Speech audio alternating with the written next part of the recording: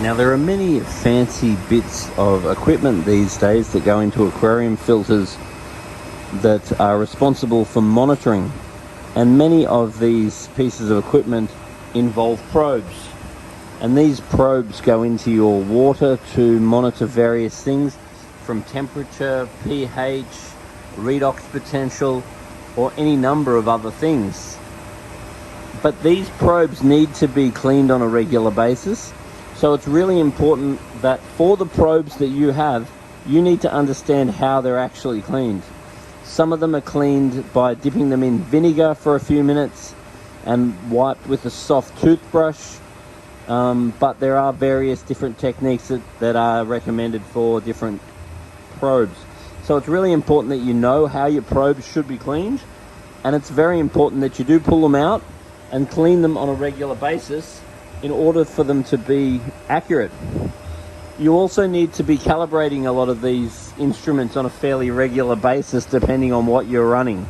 So you really must know, does it need calibrating, how much or how often does it need to be calibrated, and then does it need cleaning, which is always yes, and then how often and how do you actually clean it?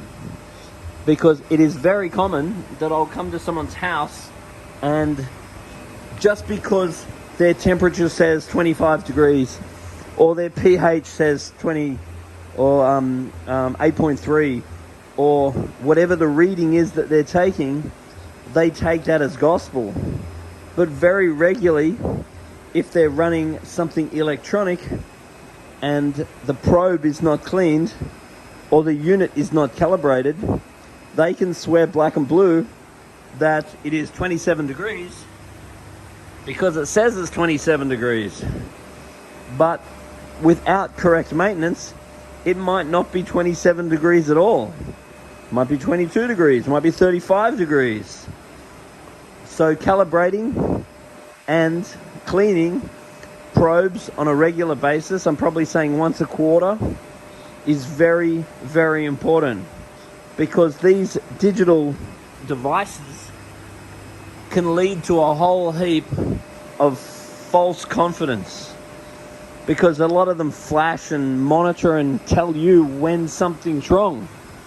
But once again, that's governed by the fact that they're getting an accurate reading to tell you that something's wrong from.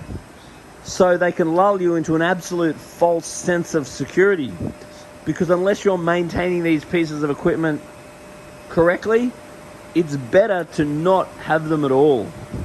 Anyway, if you have any success stories or tragedies which have bestowed on you through the use of monitoring equipment, put a little note on the bottom of this video, and don't forget to subscribe to this channel and press the bell.